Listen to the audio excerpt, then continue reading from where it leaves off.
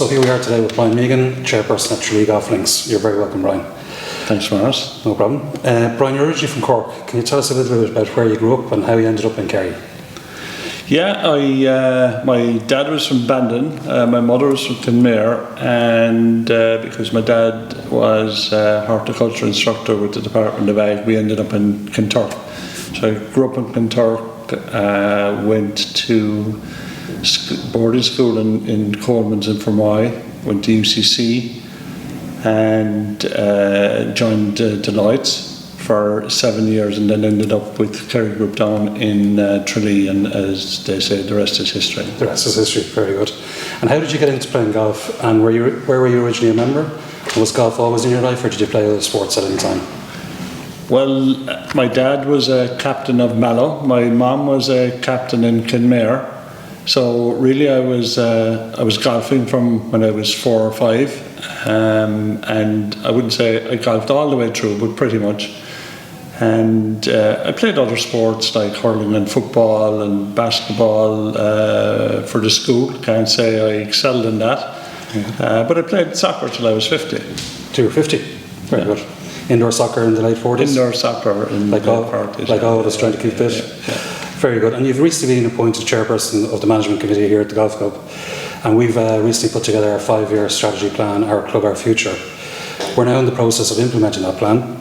Can you talk us through some of the plan and how you found the process over the past number of months? Yeah, it's a very exciting time for Tralee Golf Club. Before I joined the committee, there was a very focused plan on developing the golf course, which was exactly the right thing to do at that point in time. And picking up on that, we've implemented a strategic plan for everything else, including the golf course. We now have 8 pillars of our strategy, instead of just focusing on the golf club. So we have obviously the further development of the golf course, phase 8 this year, and improving on the standard of the golf course. There's the clubhouse, which is our most important project. The finance committee looks after the shop and the commercial side of the food and beverage, as well as all the finances. The Marketing and Communications Committee, and you can see the benefit of that already in terms of the improvement in communications. We have a focus committee on environment and all environmental and community matters. We have a specific committee on history and heritage, and you'd see the book coming out next year and some other collections from the history of the club, which I think will be very interesting. Beyond that, there's the membership committees, and you can see they're working very hard on things like the social side of golf and the variety of golf competitions, etc., and working with the junior golf program. And then finally, there's your own committee, which is down to the staff, and they underpin all the other committees and actually get most of the work done. So it's all about the people, and we have fantastic staff in Tralee Golf Club, which goes without saying, and then there's a fantastic array of volunteers, which is I think makes up the culture of the club, really. And those pillars are really all encompassing of what we want to do in terms of the strategy. Absolutely. No, it's a very much a holistic strategy. There's about 80 projects on the go at the moment, but they're broken down into an orderly structure and a framework, and the people on those committees are empowered to get those actions done. Yeah. So becoming chairperson of a club of this magnitude is a challenging role, and as you said, we have a great management committee and other committees and great staff. You've had a very successful professional career.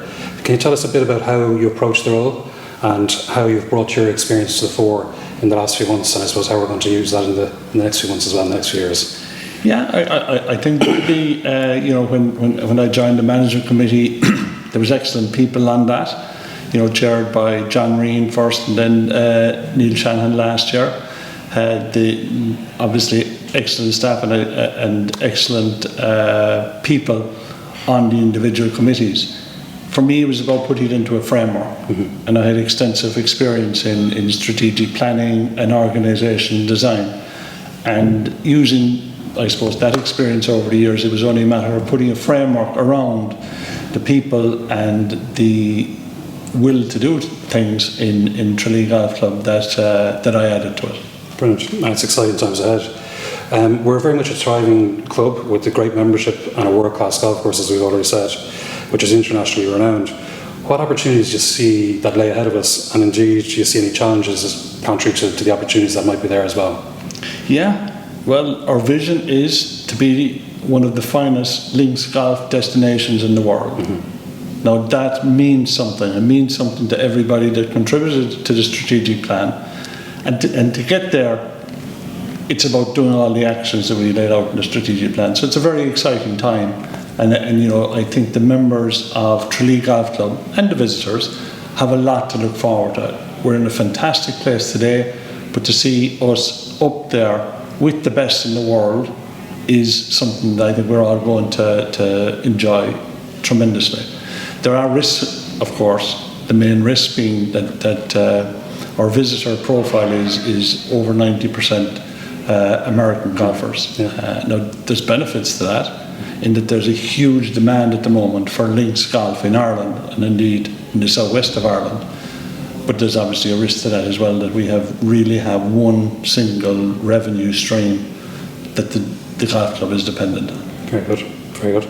We're lucky enough to, as we mentioned, the course behind us here, and it's a world-class golf course. Apart from Tralee, what's your favourite course, either here in Ireland or outside of Ireland indeed?